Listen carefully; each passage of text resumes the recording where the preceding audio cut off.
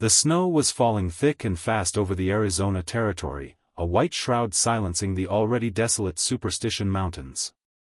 Silas, Stone, Carver wasn't thinking about silence, he was thinking about heat and hunger. His cabin, a cramped, solitary fortress carved into the rock face, was running low on fresh provisions, and the deep freeze had set in early. He had only ventured out because his gut told him a lone buck, desperate for water before the freeze, might be lurking near the partially frozen stream bed 2 miles north. Stone was 40 years old, a former Union scout turned trapper and prospector, a man who preferred the company of wolves to settlers, and whose primary rule for survival was absolute self-reliance. He trusted nothing and no one but his own senses. He found the tracks. Not of a buck, but a small, uneven trail leading toward the stream. Too light for a man, too human for any beast. His hand went to the rifle slung over his shoulder, and every nerve tightened.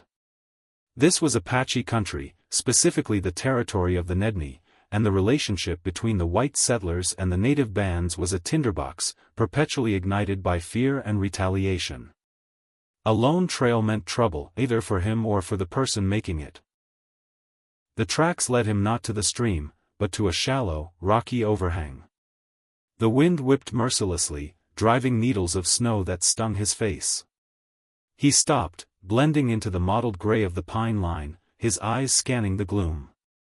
He saw a flicker of movement, a shape, small and huddled, against the gray rock. He approached with the slow, deliberate caution of a predator, his rifle raised. It wasn't a buck. It was a woman. She was Apache, small and slight, barely visible beneath a few torn scraps of hide that offered no defense against the brutal cold. Her dark hair was matted with snow and grit, and her skin, usually the rich copper tone of the desert, was a sickly, mottled blue.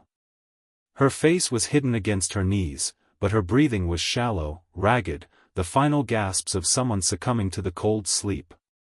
He saw a deep, badly cauterized wound, likely a bullet graze on her shoulder and fresh, raw tears in the tattered hide clothing. She had been running hard, wounded, and alone. Stone lowered his rifle, the cold metal feeling heavy and useless. He had come out for meat to survive the night. Instead, he found a dilemma that could cost him far more than a winter's worth of rations. Bringing a bare Apache woman into my cabin could cost me my life. If the army found out, they'd hang him for harboring an enemy. If her band found out, they'd assume he was responsible for her condition and kill him for trespass and worse. Yet, the sight of her shivering form, the sheer, helpless vulnerability of a soul abandoned to the elements, struck a chord in his own solitary heart. The unspoken code of the mountains was simple: you didn't let anything, human or animal, suffer if you had the power to prevent it. He couldn't leave her to die. He knelt, cautiously touching her exposed arm. Her skin was icy, barely registering his warmth. She didn't react, already too far gone. Stone acted quickly, stripping off his heavy woolen jacket and wrapping it around her small body. He bundled her up, a surprisingly light burden, and began the arduous, cautious trek back to the cabin. He arrived after dark, the oil lamp casting a frail, yellow light on the crude interior of his home. He laid her gently on his cot, the only bed in the cabin, and set about reviving her. The first hours were a desperate battle against hypothermia. He heated stones by the fire, wrapping them in blankets to place near her core. He forced tiny sips of hot broth and watered-down brandy past her lips. He cleaned her wounds. The bullet graze was superficial but infected, and her hands and feet were severely frostbitten.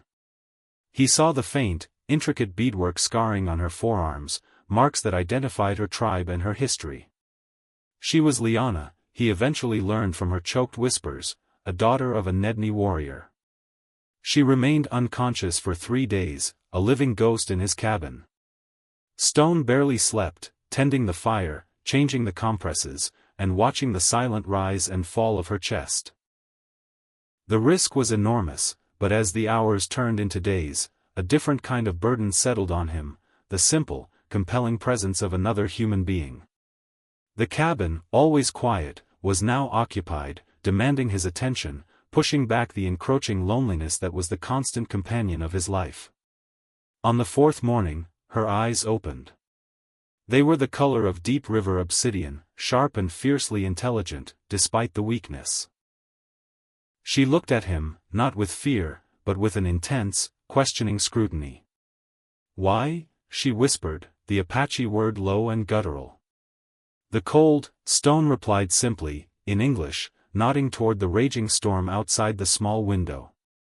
"It waits for no man, or woman." Liana understood English, a relic of contact near the military forts. Their communication was sparse but essential. She was suspicious, defensive, but too weak to fight. Stone maintained a distance, providing food, water, and fire, but offering no words beyond necessity.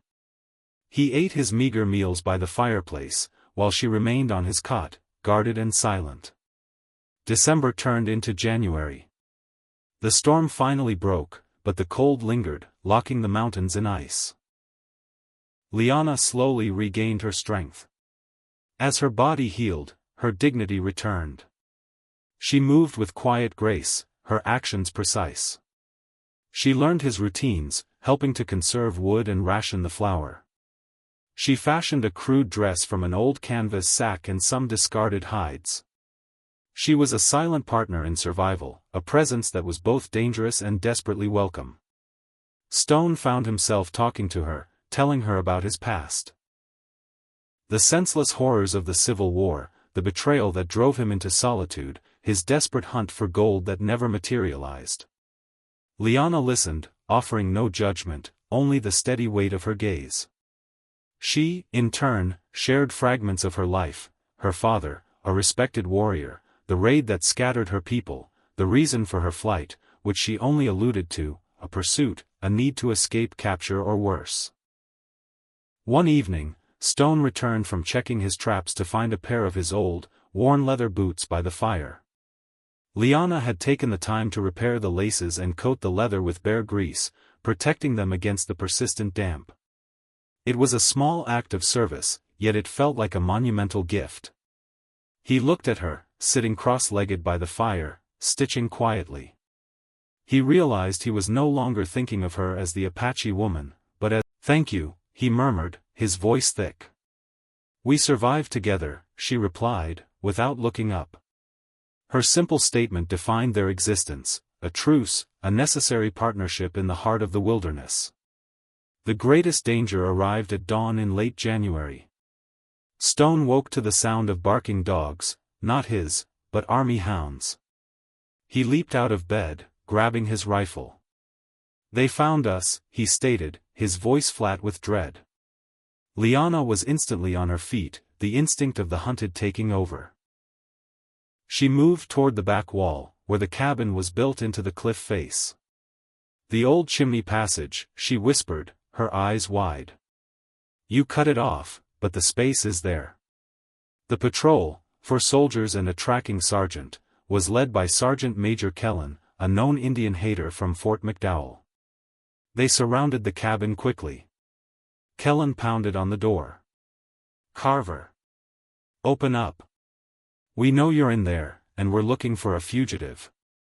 Stone knew he had seconds. If they found Liana, they would execute her and hang him. He pushed her toward the dark, narrow opening of the disused chimney flue he had bricked up years ago. "Go. Keep moving. Don't look back." Liana shook her head, her hand grasping his arm with surprising strength. "No. Your cabin. Your life. They kill you for me. This is the sin that chose me, Liana." Stone retorted fiercely, his own voice low and desperate. "Now go." He grabbed a heavy iron poker and smashed the brittle, frozen mortar around the opening, creating a gap just large enough for her to squeeze through.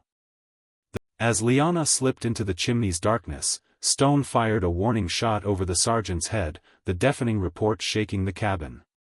A volley of return fire tore through the thin wooden walls, sending splinters flying. Stone fell back, dodging the incoming rounds, buying Liana precious seconds. He fought like a cornered beast, driven not by the desire to kill, but by the desperate need for distraction. The siege lasted 20 agonizing minutes. Stone was wounded. A sharp graze along his ribs, but still fighting. Finally, Kellen ordered a retreat, realizing a frontal assault would cost him a man he couldn't spare. "We'll be back, Carver. We'll freeze you out." Stone watched them ride away, his heart pounding a frantic rhythm against his ribs. He turned to the chimney, the smoke and dust clearing. Liana was gone. He spent the next 2 days shivering in the ravaged cabin, waiting for the army to return. They didn't. Instead, 2 days later, he found a perfect arrow, fletched with eagle feathers, driven into the center of his cabin door. Tied to the shaft was a strip of deer hide containing a small, smooth, polished piece of obsidian, Liana's good luck charm. It was a message: she was safe. The debt was acknowledged. 6 months passed. Stone repaired his cabin, the winter eased, and he returned to his lonely routine. He mined a small pocket of silver, enough to see him through the next winter, but the silver felt empty. The silence of the cabin, once a comfort, was now a heavy, unbearable weight. He missed the quiet click of Liana's needle, the faint scent of wood smoke clinging to her hair, the challenge in her obsidian eyes. He packed his mule and rode south, away from the Superstition Mountains, away from the silence. He rode for weeks, putting distance between himself and the past, until he reached the high desert near the borderlands, neutral territory, where the lines between the tribes and the settlers were blurred by trade and necessity. It was June, the desert air hot and dry, when he rode into a small, seasonal trading camp. He saw her instantly. Liana was there, whole and strong, dressed in the traditional, beautiful attire of her people, talking animatedly with an elderly woman. She saw him too. The conversation stopped. She didn't flinch, didn't run, didn't call for aid. She simply walked toward him, her movements smooth and deliberate. She stopped before him, her eyes fixed on his.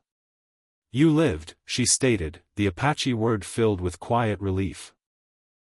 "You left me a piece of your stone," Stone replied, reaching into his vest to touch the obsidian fragment he carried now like a talisman. She nodded. "A life debt is not paid with a stone, Stone Carver. You gave me your fire, your safety, and your life. The debt is long." She paused, her gaze softening, losing the hardness of the hunted. "My people are moving south. It is safer there. But my father is old. He needs strength." She reached out, touching his wounded rib with a single, light finger. "You are strong. You are alone. You have the silence I once sought, but no home. We need a scout, a guardian, a hunter who knows the white man's danger." She stepped back, her voice firm, offering him a choice he never thought he would have. "The white world tried to kill you. My world saved you. There are sins you choose, and sins that choose you. Come with me. The debt is settled only when we have a future." Stone looked at her, at the strength radiating from her, at the quiet promise of belonging in her eyes. He looked back at his mule and his solitary life, then at the vast, open desert that demanded courage and demanded partnership. He had spent 20 years running from the world, and now, the world, in the form of a resilient Apache woman, was asking him to finally come home. He dismounted, letting the reins fall. The choice was not about survival anymore, it was about living. "I'm coming, Liana," he said, the words heavy with the weight of his past and the promise of his future. "The debt is settled."